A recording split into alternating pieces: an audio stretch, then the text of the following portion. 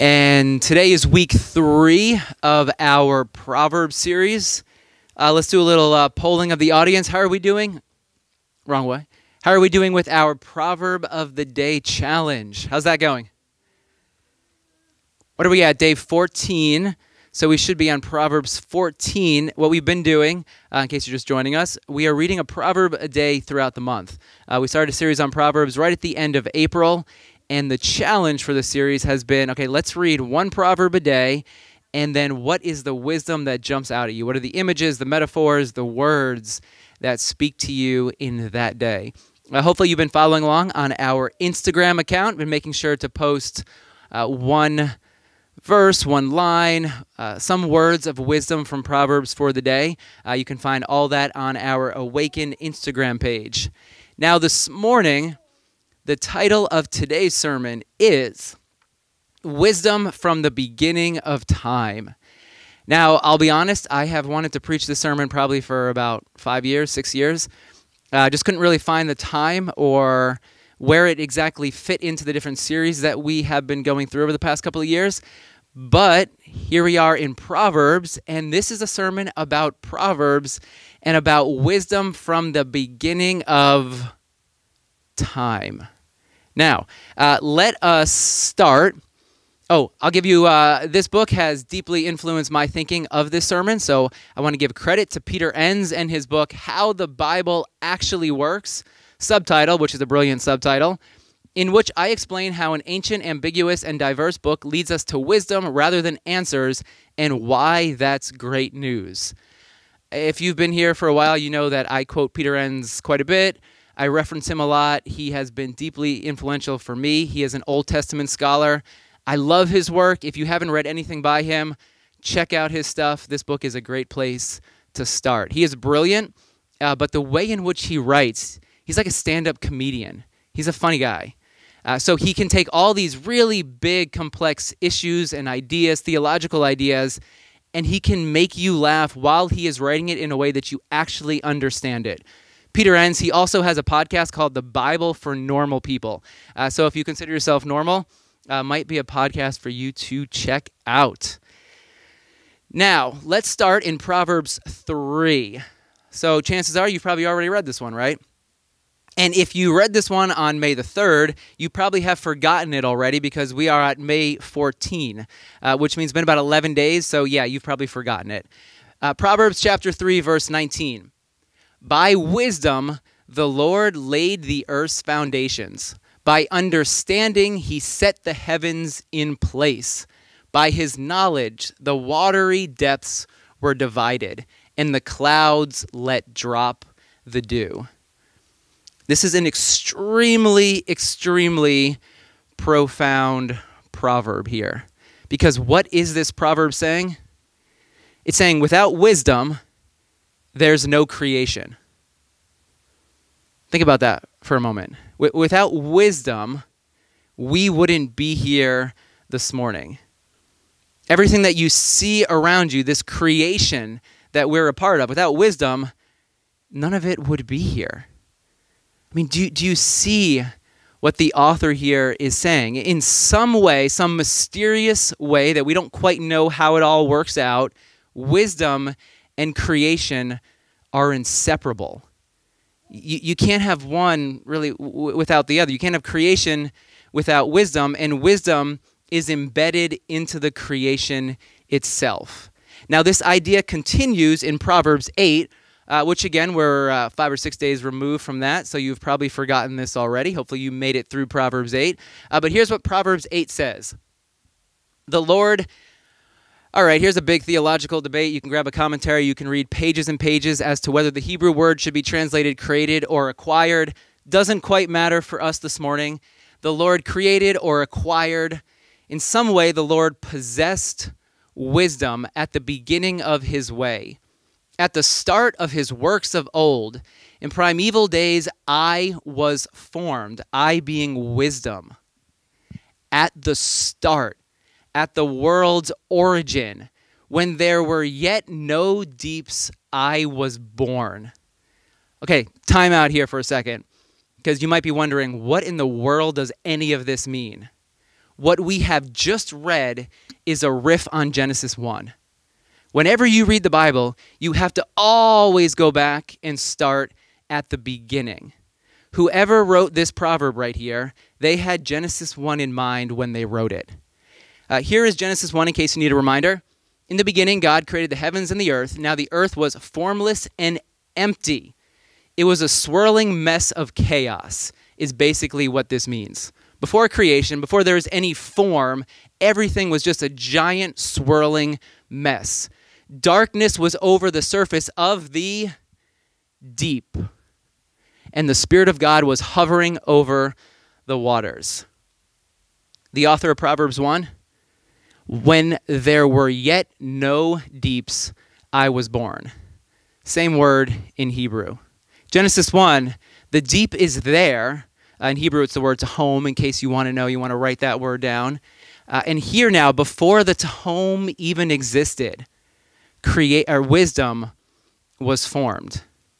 What we find here in Proverbs 8, it's like a prologue to the prologue.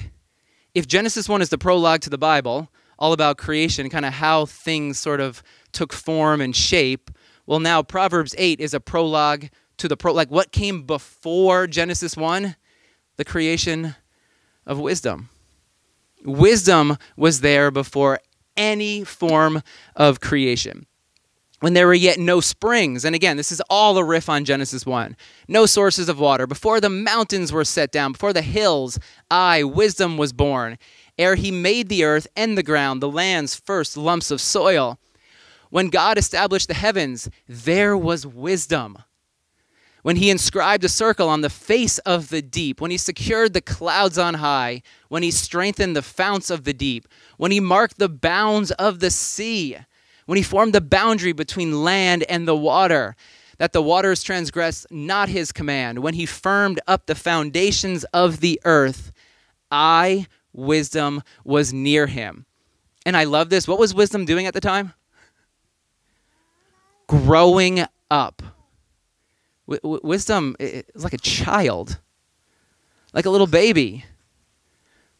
Here's wisdom growing up. And then I love this.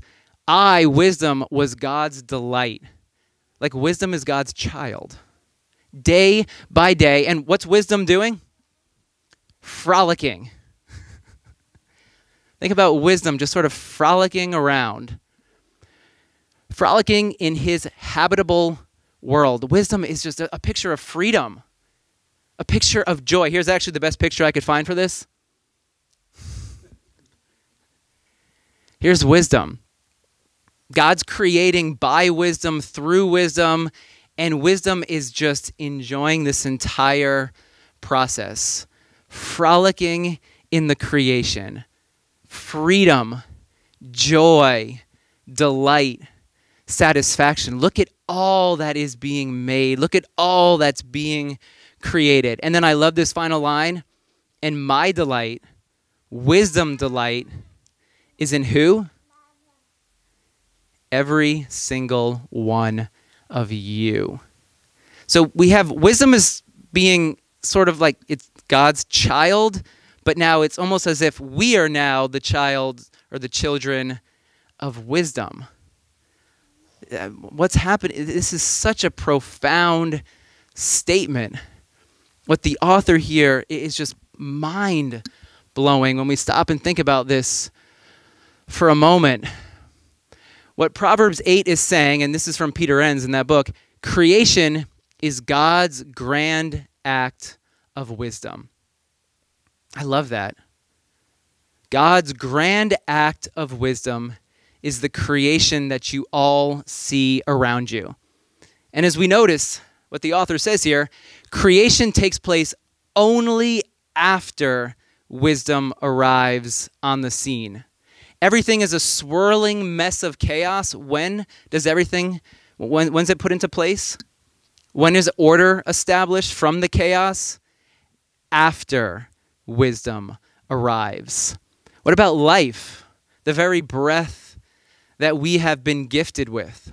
When does it arrive? After wisdom. There's this idea running throughout the book of Proverbs that without wisdom, creation would not be possible. Creation and wisdom are inseparable. So all the beauty, all the life that you see around you has been made possible by wisdom. This is why wisdom can call out from every single part of creation, because wisdom is embedded in the creation itself. Wisdom is present everywhere you look, except those places that have been taken over by folly. But the possibility of wisdom is everywhere. When you see this, it's an act of wisdom. And I was thinking about this as I put this picture here. There's probably someone here who's like, well, Dave, I can tell you the science behind how mountains were formed. Yeah, okay, I got it. I totally understand. We can talk all about that. But what before science, before we became so rational and had to prove and rationalize and put everything into forms and structure, what the author here thousands of years ago is saying, what you see in front of you, it's an act of wisdom. This is an act of wisdom. Every beautiful thing that you see is an act of wisdom. What about we have this one too. This, forest trails, an act of wisdom. And then every single person you will encounter is an act of wisdom. Why? Because your wisdom's delight. Your very existence, the very breath that you just took is an act of wisdom. Now, maybe you're thinking, all right, that's great. I love it. All right, really interesting. But what does this mean for me and my life? I can walk around and be like, oh, wisdom. Yeah, that's awesome. Oh, look at that mountain over there. Look at that sunset. But what does it mean for me in my life? How do we apply this to what we are going through every single day? I have another picture for us this morning. Does your life ever feel like this?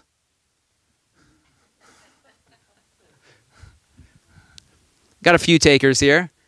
Does life ever feel like a swirling mess of chaos? Because I know mine feels that way from time to time. And I'm left trying to pull that red string out. And then you know how like you have something that's all tangled up and you pull it out, but then it forms this big knot. Then you spend the next couple of hours just trying to get that knot out, but you realize your nails aren't long enough. So you try to find someone else who might have longer nails or something that you could kind of squeeze in there to pull that knot out and straighten everything out.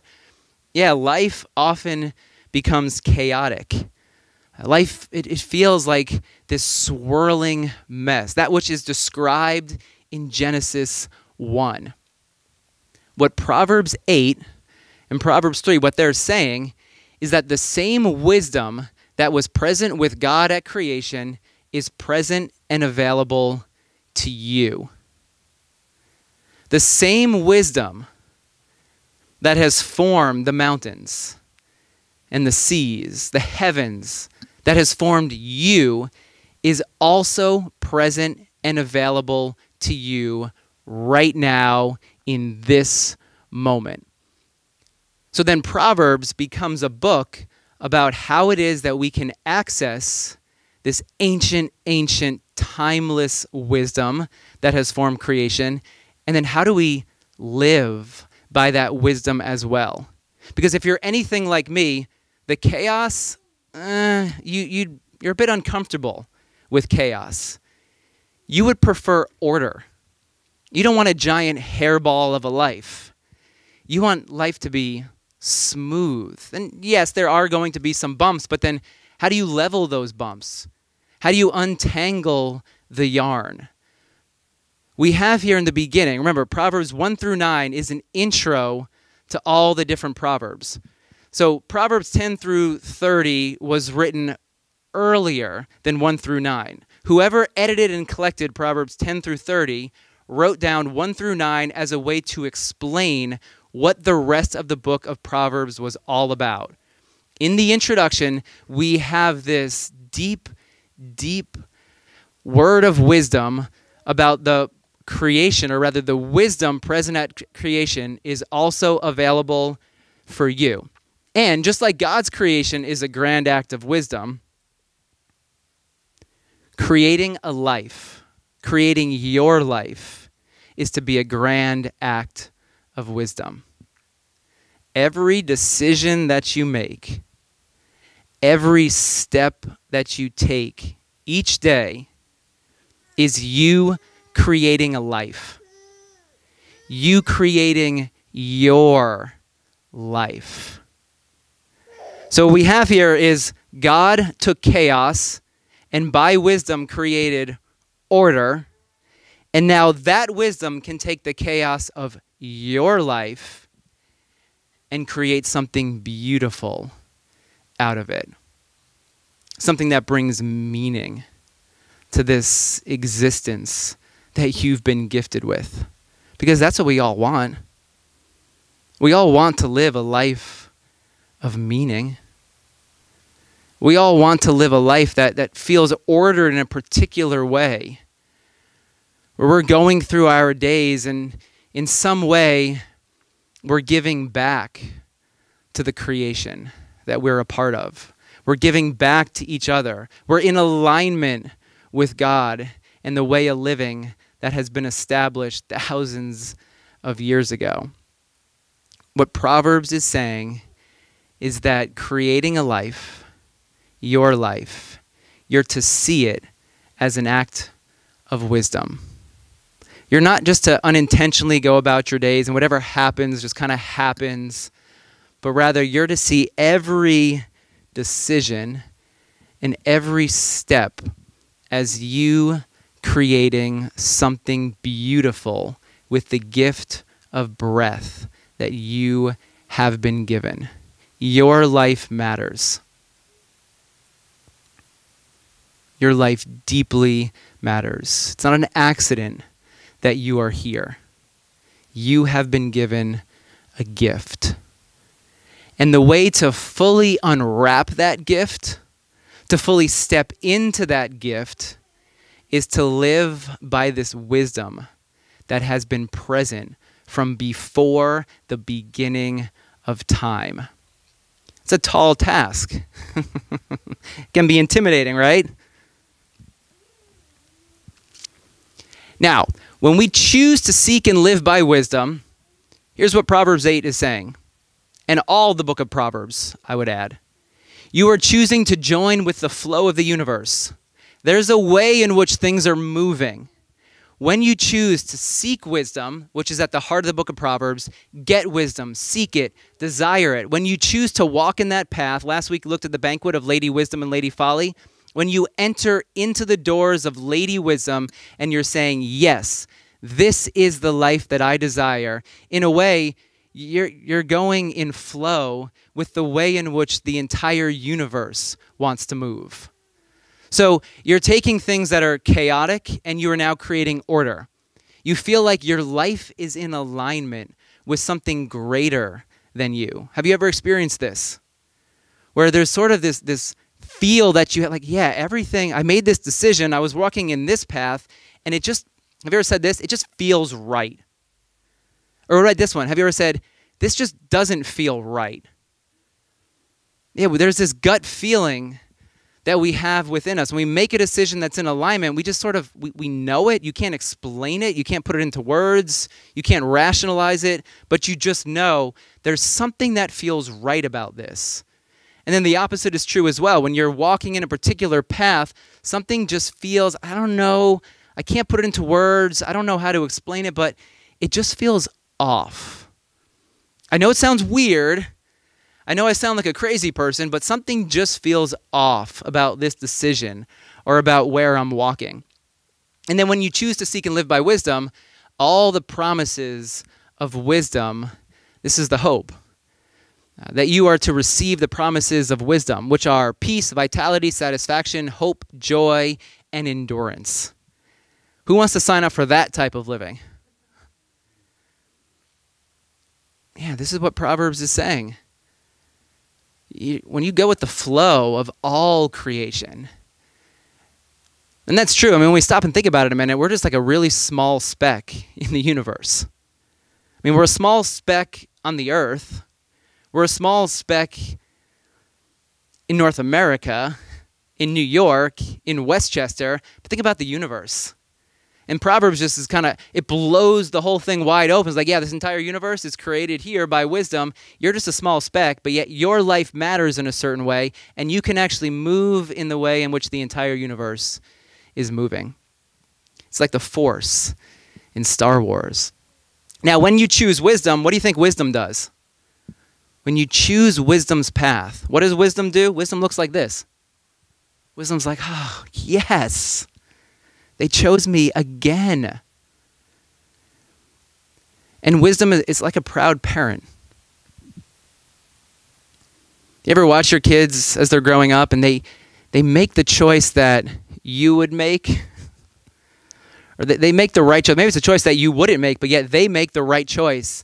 And your heart warms a little bit. And you're that proud parent, that proud mama bear who's smiling down at your child. You're like, I'm proud of them. I'm proud of them.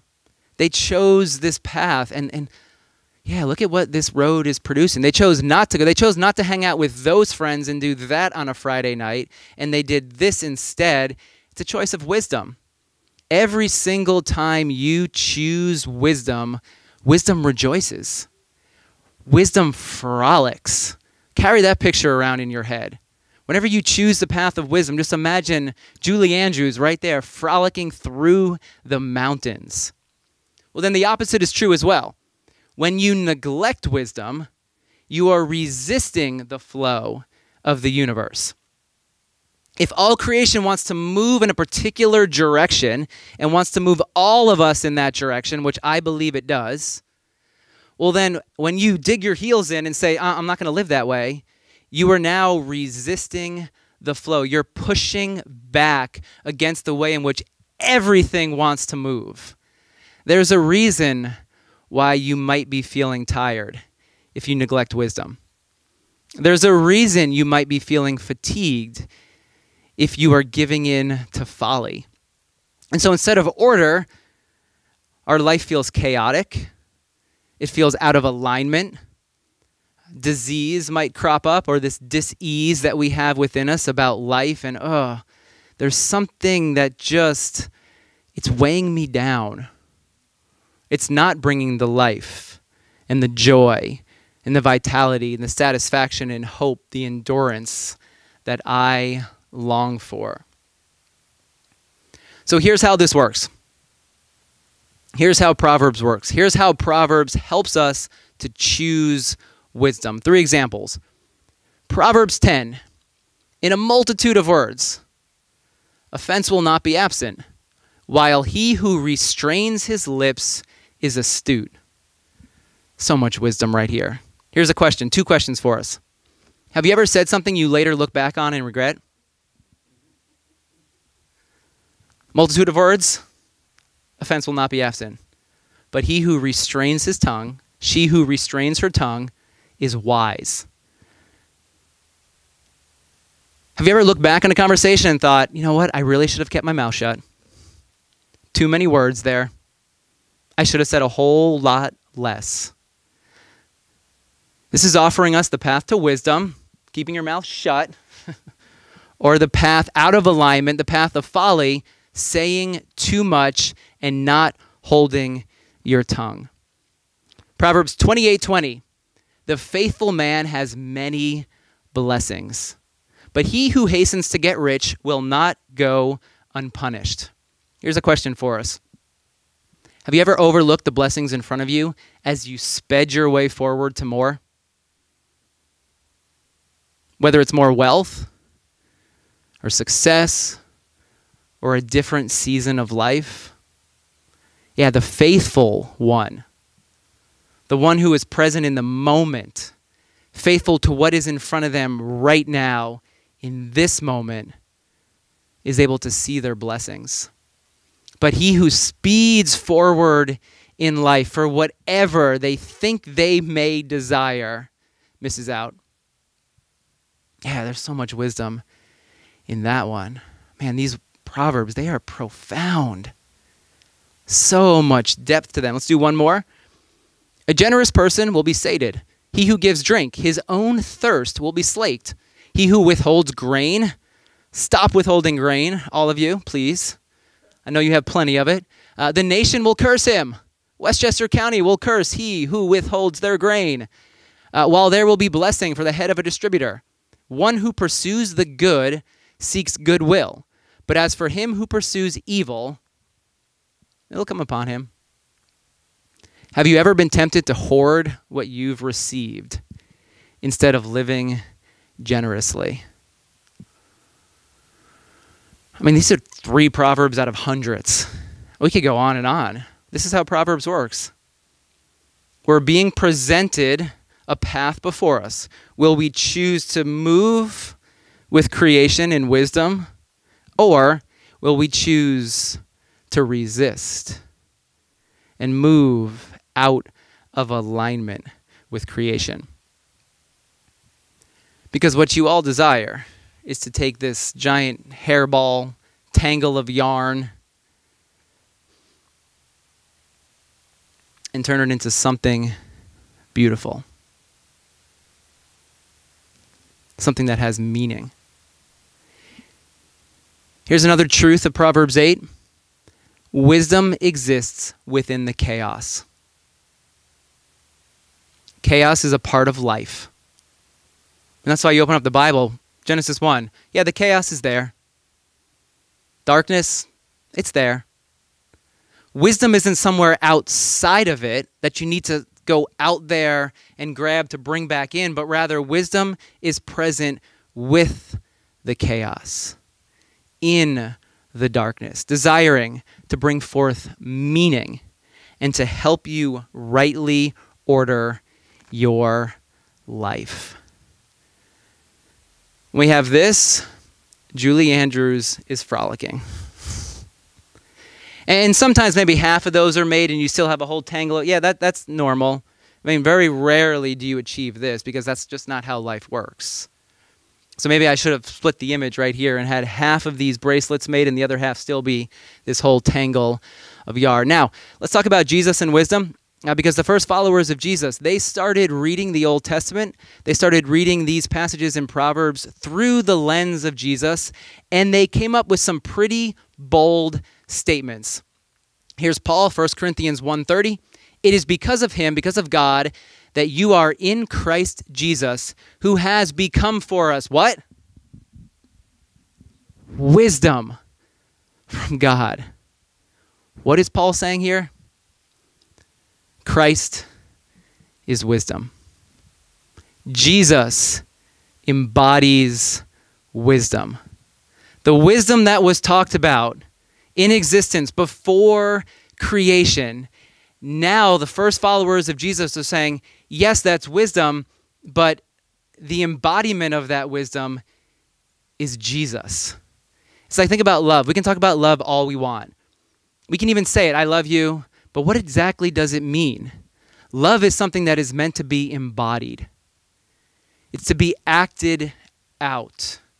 Wisdom is now embodied in a person, according to these first followers of Jesus. And then what about this one? In John chapter 1, in the beginning, what does this sound like? Genesis 1, again. Remember, everything goes back to Genesis 1. So what John is saying, hey, there's this whole new creation going on here, guys. Don't miss it. And in the beginning, like way, way, way, way back, in the beginning was the Word. The Word was with God. The Word was God. This Word, who do you think this Word might be? He's talking about Jesus. And Jesus is now replacing wisdom. Jesus is again being equated with wisdom here in John. Because wisdom, Jesus, was with God in the beginning. Through him, all things were made. Without him, nothing was made that has been made. In him was life, and that life was the light of all mankind. What's the promise of wisdom? Life. A light for your path. And then here we go. The light, the wisdom, Jesus, shines in the darkness, and the darkness has not overcome it. Wisdom exists in the chaos. Jesus exists with you in the chaos. I mean, so much depth to these verses. First followers of Jesus were like, hey, there's something crazy going on. There's something. They're trying to explain who Jesus was. They're trying to wrap their heads around who it was that Jesus happened to be. And they start reading through the Old Testament and they pick up all these signs. They're like, hey, that wisdom that we've been talking about for hundreds, thousands of years, that has been around from the beginning of time, it came and met with us. Wisdom put on flesh and bone. Like, whoa. And the wisdom, this Christ, is still with us today, shining light upon our path, showing us the way to live in alignment with God and with all creation. Jesus himself says it this way: the thief comes only to steal and kill and destroy. Who does the thief sound like? Maybe Lady Folly from last week. The thief comes to steal, to destroy your life. But I, Jesus, wisdom, have come that they, all of us, all of humanity, may have life and have it to the full. This is the same promise of wisdom.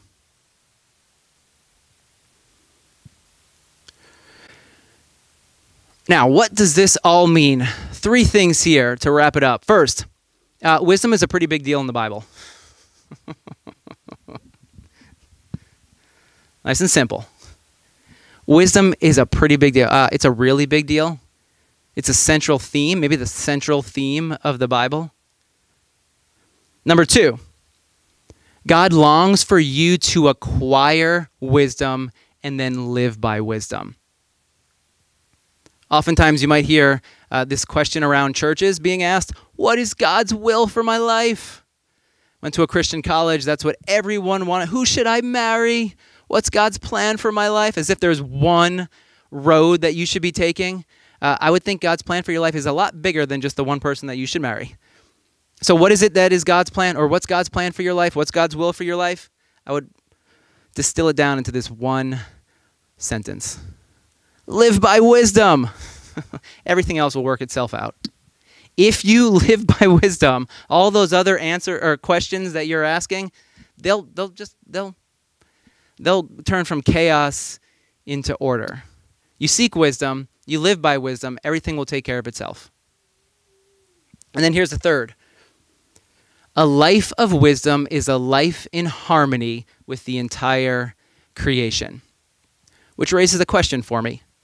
Could the unrest that we feel in our society, socially, politically, economically, ecologically, could that unrest be the result of us collectively neglecting wisdom?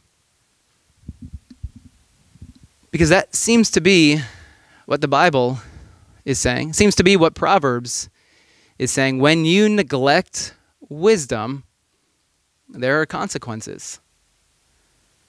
When you neglect wisdom, your life can feel out of alignment.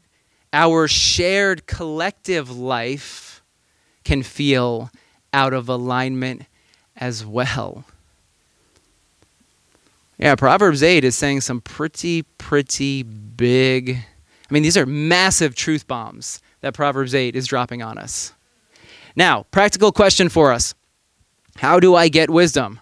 It's probably what you're asking at this point. All right, how do I live in alignment with the creation? Because if I miss it, I'm going to be in big trouble. I'm going to have that hairball or that giant tangle of string. How do I untangle the string? I've been answering this question here and there over the past couple of weeks, so I want to offer 2 more ways in which you can gain wisdom for your life. First, ask. Maybe the wisdom that we desire, maybe we don't desire it because we don't ask for it. Because we think on our own we can kind of figure it out. Here's a parable of Jesus. Ask and it will be given to you. Is anyone in need of some wisdom this morning? Is anyone feeling the chaos, the darkness? And you can use some ordering of your life, some light to shine into the darkness. Yeah, ask for it. It'll be given. Notice, it does not say how long. It doesn't say ask for it in Prime 2-day shipping, it'll be there.